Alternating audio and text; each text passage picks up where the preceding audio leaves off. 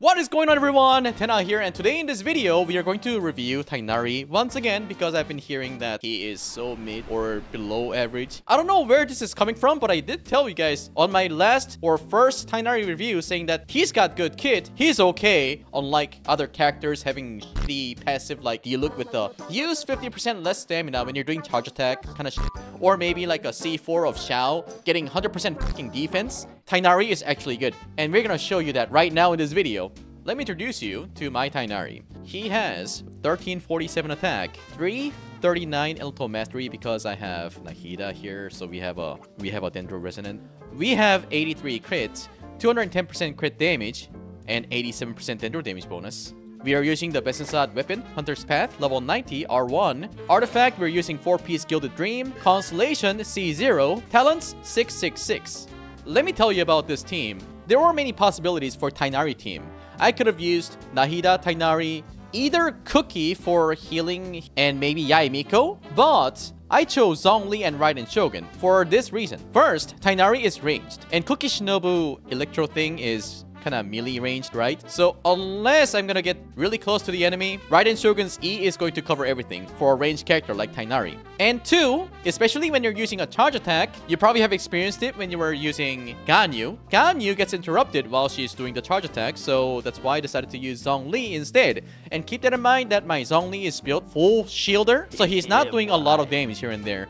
Let's go ahead and do a showcase with this team first. C0, okay? C0 highlights. We're going to be choosing Elemental Mastery buff. Keep that in mind.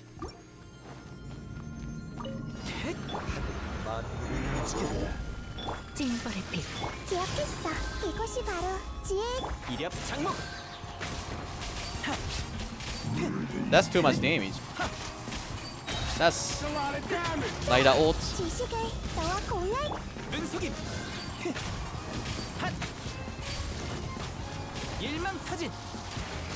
That's way too much damage. I don't understand why people say he's mid. I have already done like a C0 to C6 Tighnari showcase before, but let's do a fun one, right? Okay, the reason why I had to drop my crit rate like this is because the first constellation for Tighnari gives you extra crit. Final crit rate for my charge attack is going to be 98.7%, which is very close to 100%, right? We will do the same thing, but I will just know that my crit rate is almost always 100%, so it's gonna be very good. Same thing.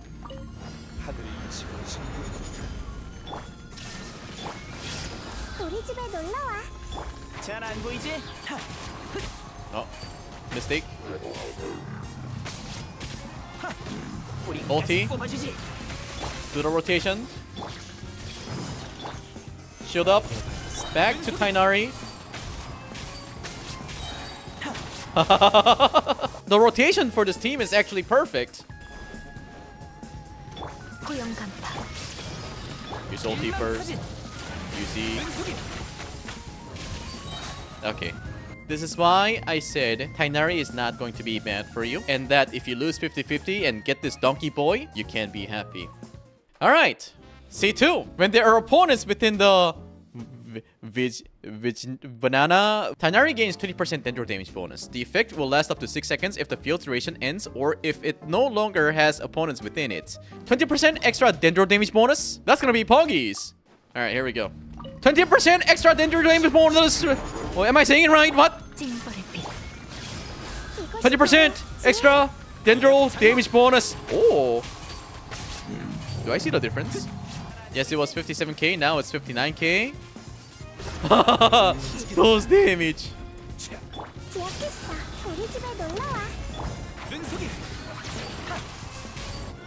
Very nice.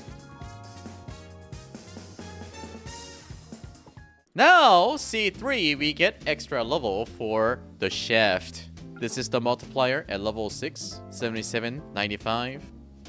Now it's 94, 115. Alright, C4. When your Q is unleashed, all nearby party members gain 60 elemental mastery for 8 seconds. If Q triggers a burning, bloom, quicken, or shred reaction, their elemental mastery will be further increased by 60. So basically, if you do any Dendro related reactions with Tighnari, with your Q, then you get 60 EM for all the party members, which is very handy, right?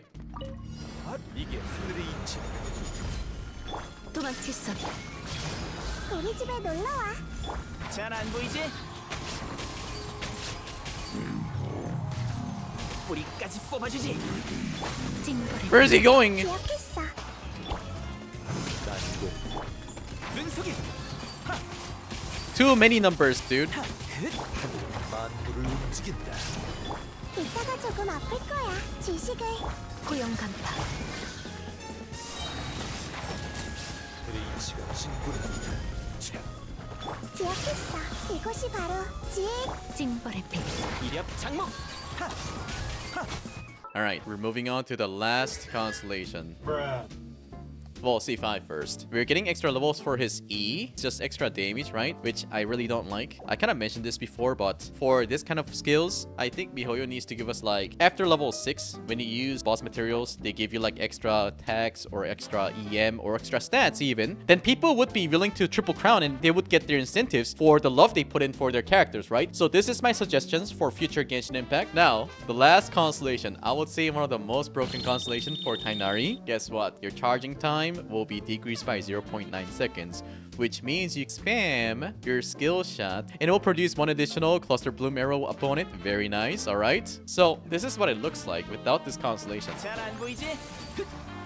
See, there's a waiting time, but with the constellation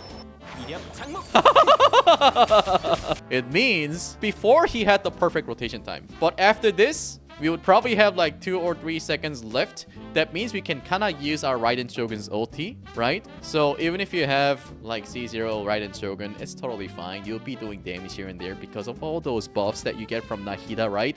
So check this out.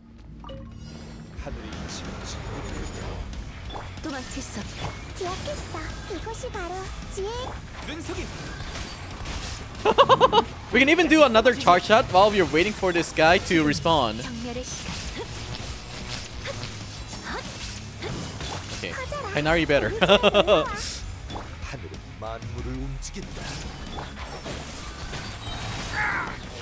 Do Raiden.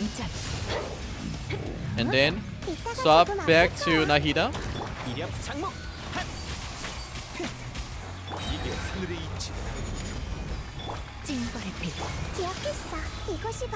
Tighnari ulti. And then we should have our E back. Okay.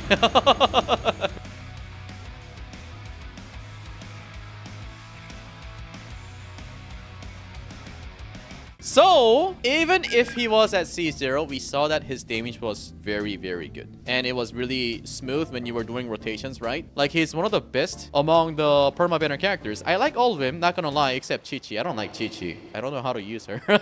In order for you to use Tighnari really well, you need Nahida. If you don't have Nahida, your Tighnari, yeah, of course, it's going to be mid or like below average. Because Nahida gives you EM. Anyways, I hope you guys enjoyed my Tighnari showcase. Let me know in the comment section what I need to cover next. Oh, and don't forget to follow me on socials. I'll have it in the pinned comments in this video. And I'll see you guys in the next one. Adios.